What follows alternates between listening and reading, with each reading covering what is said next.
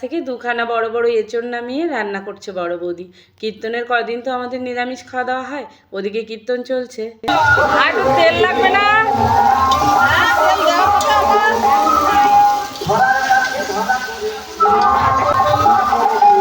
দুপুরে রান্নাবান্না বড় বৌদি কমপ্লিট করে ফেলেছে, আর এই গরমে যে রান্না করে সেই জানে কি কষ্ট। আজ দুপুরে রান্না হয়েছিল ডাল, আলু সিদ্ধ, আলু ডাঁটা বড়ি দিয়ে একটা নিরামিষ তরকারি, আর এঁচড় আলুর তরকারি। দুপুরবেলা সবাই খাওয়া দাওয়া করছিল আর আমি পরিবেশন করছিলাম। বড় বৌদির কষ্ট হয়ে গেছে, বসে আছে, আর ছোটো বৌদিরও শরীরটা ভালো নেই। সবাই মিলে একসঙ্গে বসে খাওয়া দাওয়ার যে কী মজা, তো এই টাইমে না গেলে বোঝাই যায় না। সবাই মিলে একসঙ্গে খাচ্ছি। বাবা মা নেই, আজ বাবা মার কথা খুবই মনে পড়ে। বাবা মা থাকতে বাবা মা খেতো আমাদের সঙ্গে। সারা বছর মা বাবার কথা মনে পড়লেও এই কটা দিন মা বাবাকে যেন আমরা বেশি মিস করি, কারণ তাদের জন্যই আজকে কীর্তনটা আমরা দেখতে পাচ্ছি। আমাদের ছেলেমেয়েরা কীর্তন দেখে আনন্দ করতে পারছে, আর আমাদের ছেলে মেয়েদেরকে সবসময় গল্প করি কিভাবে কীর্তনটা উদ্বোধন হয়েছিল। দুপুরবেলা খাওয়া দাওয়ার পরে কিছুক্ষণ আমরা সবাই রেস্ট নিয়েছিলাম, কারণ বাইরে প্রচণ্ড রোদ। তারপরে সন্ধ্যেবেলা এই যে বাড়ির ছেলেমেয়েরা সেজে গুজে বেরিয়ে পড়েছে মেলার উদ্দেশ্যে। না দাঁড়া, দিদিদের সঙ্গে দাঁড়া।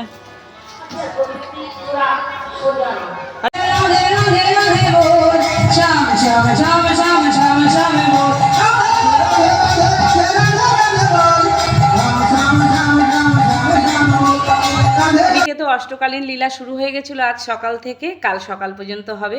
এর আগের এপিসোডে আমি আপনাদের দেখিয়েছিলাম অষ্টকালীন লীলা শুরুটা। যখনই ইচ্ছে হচ্ছে একটু কীর্তন শুনতে, তখন বাড়ির গেটের কাছে দাঁড়িয়ে শুনে নিই।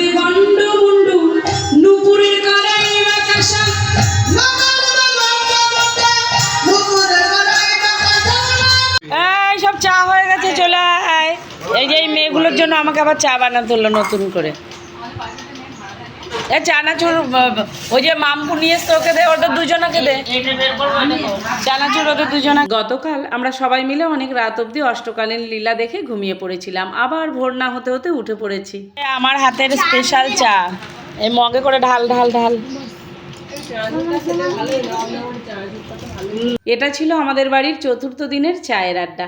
এখানে মেয়ে জামাই ছিল, আমাদের ছেলে মেয়েরা ছিল, জামাইবাবু, দিদি, দাদা, ছোটদা, বড়দা সবাই মিলে ছিল।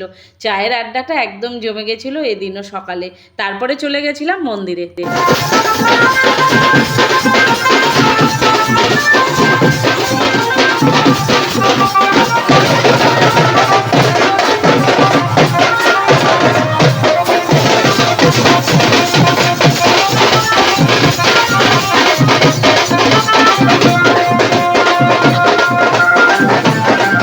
এদিকে শুরু হয়ে গেছে নগর কীর্তনের তোড়জোড়। ব্যান্ডপাট্টির আওয়াজে দৌড়ে এসে দেখছি শুরু হয়ে গেছে ব্যান্ডপাট্টিওয়ালাদের বাজনা।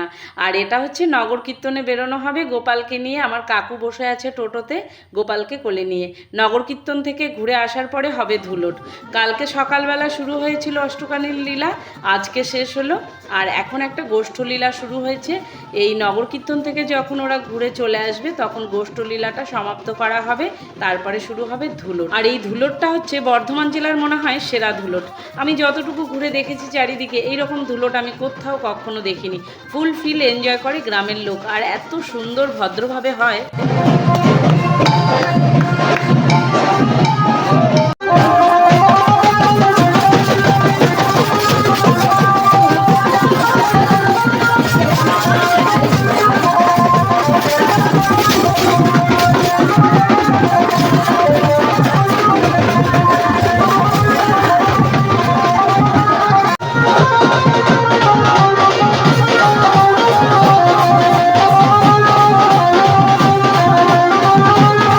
দেখলেন সবাই কত মন খুলে আনন্দ করছে এই ধুলোটে। বলেছিলাম না বর্ধমানের সেরা ধুলোট। আর এখানে দেখুন কাদা মাটি মেখে কি অবস্থা সবার, কাউকে চিনতে পারছি না কে কার বাড়ির ছেলে কে কার বাড়ির মেয়ে। মানে সবাই মিলে এত আনন্দ করে, এই দিনটার জন্য সবাই অপেক্ষা করে থাকে। আর সবাই খুব শান্তিপূর্ণভাবে ধুলোটটা খেলে, খুবই ভালো লাগে। যে দাঁড়িয়ে থাকছে তাকে আস্তেই করে ধরে নিয়ে চলে যাচ্ছে কাদামাটি মাখাতে। এই যে আমাদের মিহির আমার সঙ্গে গেছিল ওখানে বেড়াতে, ওকেও আস্তেই করে ছেলেরা ধরে নিয়ে মাটিতে শুইয়ে দিয়েছিল। কালকের ভিডিওতে থাকবে ভোগ আরতির একটা ছোট্ট পর্ব। তো কেমন ছিল আজকে সারাদিনের ব্লগটা অবশ্যই কমেন্ট করে জানাবেন। রাধে রাধে।